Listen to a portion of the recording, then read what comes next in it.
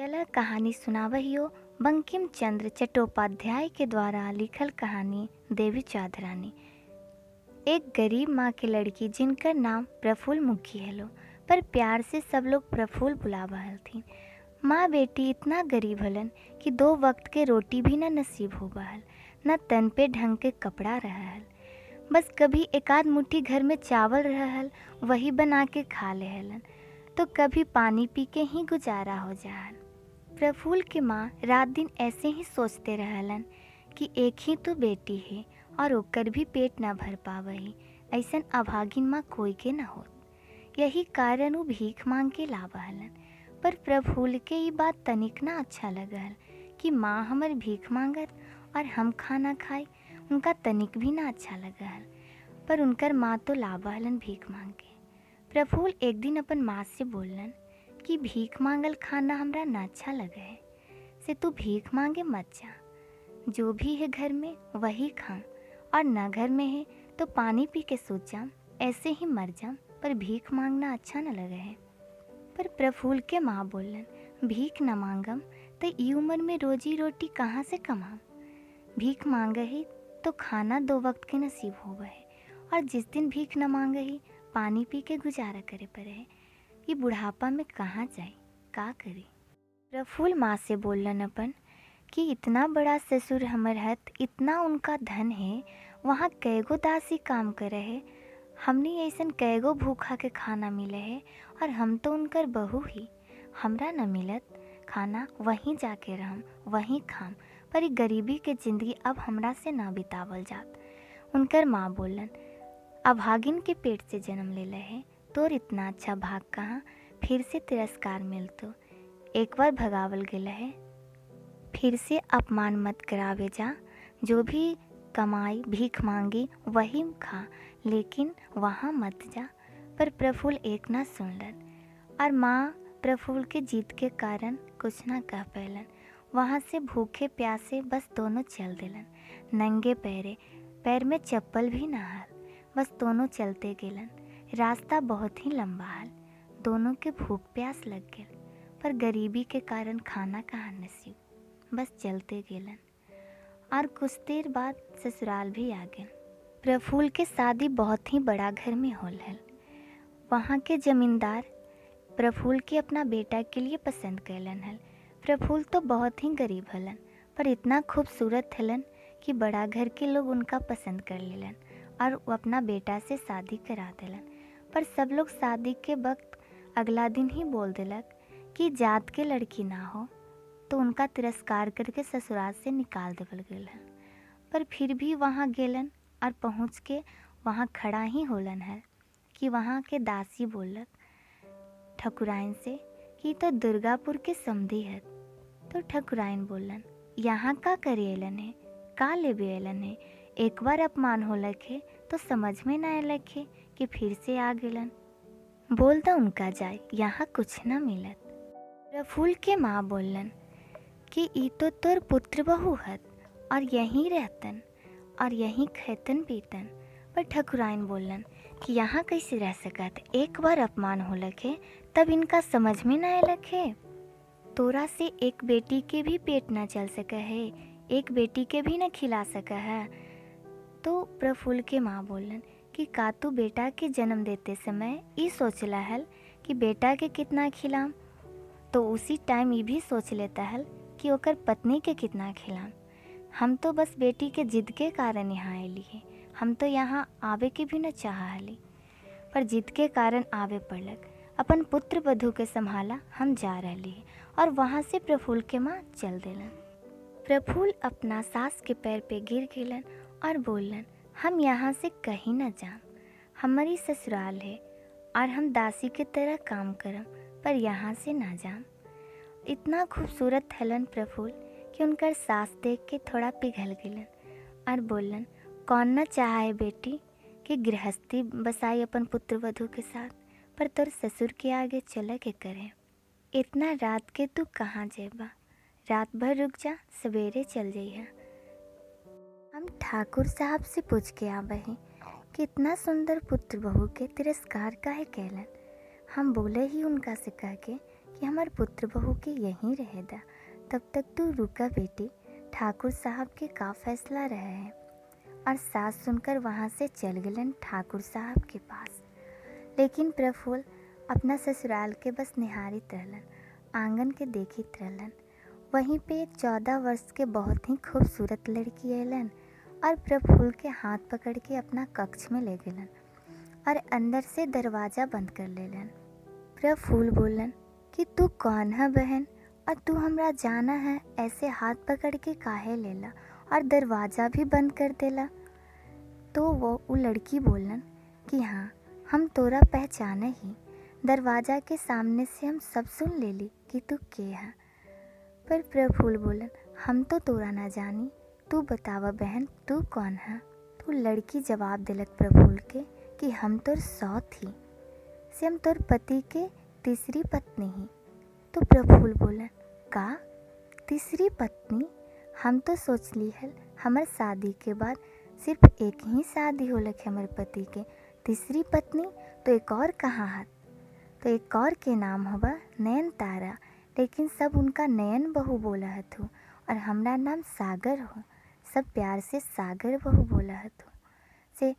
तू भी तो है हमार सौत। प्रफुल्ल बोलन तू सौत के बहन काहे बोली था बहन, हम दोनों तो सौत हैं।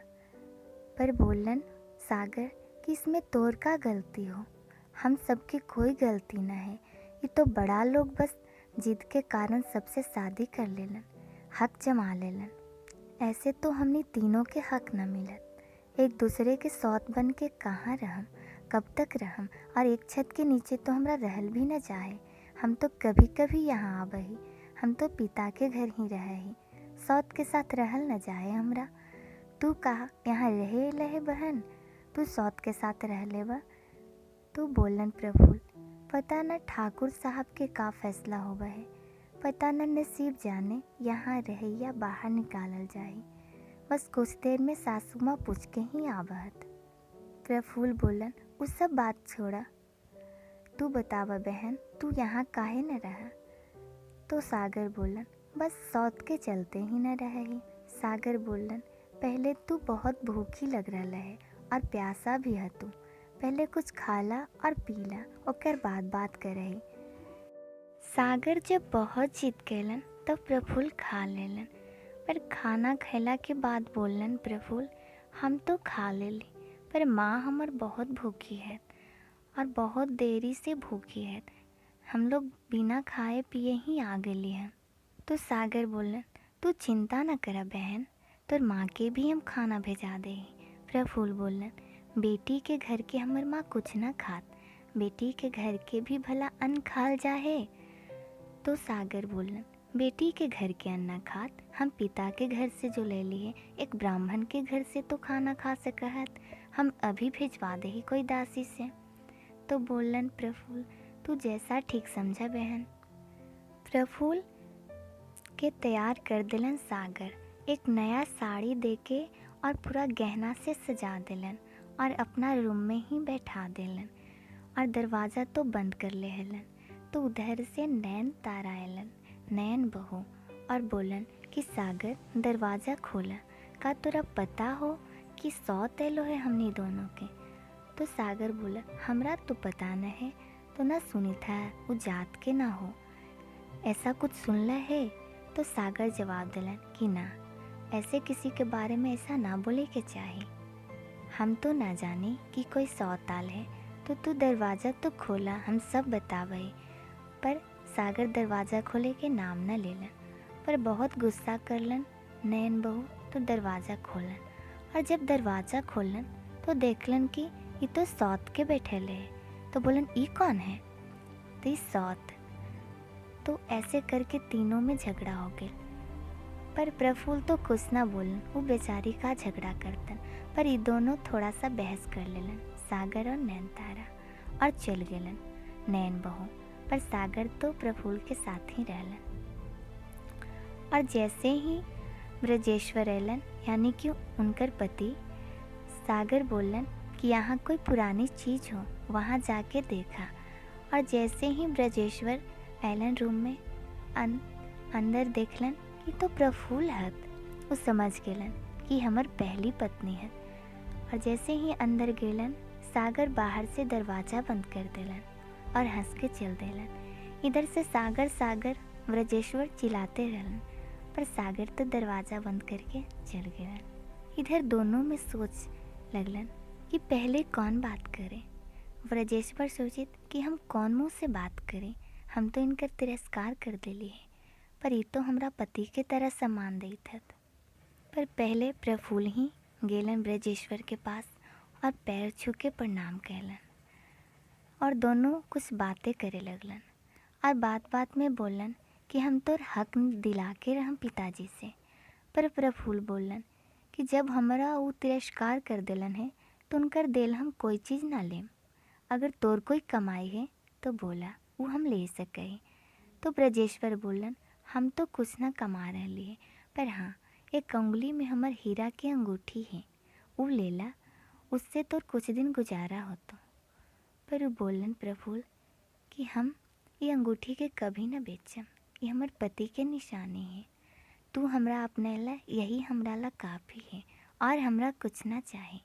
पर ब्रजेश्वर एक वादा भी कहलन उ रात में कि हम तोर खाना पीना के सब व्यवस्था करम, हम खुद कमाम और तोर खर्चा चलाम, ये वादा कहलन। बस प्रफुल्ल सोचलन पति के इतना ही प्यार हमरा ला काफ़ी है, जिए के सहारा है। अब ठाकुर साहब के जो भी फैसला हो हमरा मंजूर हो। सवेरा जब होल, प्रफुल्ल अपना पति से विदा लेलन और बोलन, हम जा रही है स्वामी, अब यहाँ वापस ना आयाम। तो पर जाए के इच्छा तो उनकर न कर रहलक हल, पर का करत, चाहकर भी न रह सका हलन। और उनका ब्रजेश्वर के रोके के भी मन हल, पर पिता के जिद के कारण वो भी कुछ न कह पैलन। जैसे ही प्रफुल्ल दरवाज़ा खोलन, देखलन कि सब आंगन में ही हत। तो जैसे ही जा रहलन हल, नयन बहू बोलन कि रात भर कहाँ हलनी। सागर बहू बोलन, ये अपना पति के साथ हलन। एक दिन में हक जमा देलन अपना पति के पास। जे भी है फैसला तो सुनला ठाकुर साहब के कि का है, से अपना जवाब लेते जा सवाल के। तो प्रफुल्ल बोलन, हमर का जवाब हल, का सवाल हम कहले है, यही पूछला न तू कि तिरस्कार के बाद हम कैसे रोजी रोटी कमाम, कैसे खाम पियम। तो सुनला तोर ससुर जवाब देलथुन है, चोरी करे डकैती करे कैसे भी जिंदगी बिताए, पर यहाँ ना आवे। ये बात सुन के बस निकल देलन प्रफुल्ल और उनकर माँ बगीचा में इंतजार करित हलन। और ठंड के कारण वो काँपे लगन, रात भर रहलन हल बाग में, उनका बुखार लगल और वैसे ही दम तोड़ देलन, दम खाट धर लेलन, दम तोड़ देलन कुछ देर में ही। और घर गेलन तो प्रफुल्ल ही अकेले हलन। माँ के क्रियाक्रम कैलन, सब पड़ोसी लोग भी अलन। सब पड़ोसी बोलन कि इनका ब्राह्मण के भोज करावे के चाही, न तो माँ के शांति न मिलत। पर प्रफुल्ल बोलन, चाह तो हम भी ही, पर रुपया न है, कैसे कराए। तो पड़ोसी बोलन, चिंता न करा, हमने सब मदद करवो, तो ससुर के पास खबर भेजवावा ही। तो बोलन, तोहनी सब तो रिश्ता तोड़बैले है कि जात के नहीं, कौन मुँह से न्योता देवे जेबा। तो बोलन, पड़ोसी ही जलन होलक, यही से कह दिली, पर हमने सब ठीक कर दो। तू तनाव ज़्यादा ना ला, तू एक अनाथ है और तोर मदद करना हमने के फर्ज है। माँ के क्रियाक्रम कैसे भी होल और ब्राह्मण भोज होल। ओकर बाद प्रफुल्ल बहुत अकेली हो गलन और घर में कोई न रहल। एक पड़ोसी में लड़की रहलन, उनकरे साथ में सुतेला रात में बुलावलन, काहे कि अकेला हलन यही से। फिर से बेचारे के वही दिन शुरू हो गई गरीबी वाला। अब तो साथ में माँ भी न हलन। रात भर बस सोचते ही रहलन, कैसे जिंदगी बिता, का करम। आगे की कहानी हम अगला वीडियो में सुनेबो, ज़रूर सुनिहा और कमेंट करिहा कैसन लगलो कहानी, ये भी बताइहा। जय हिंद।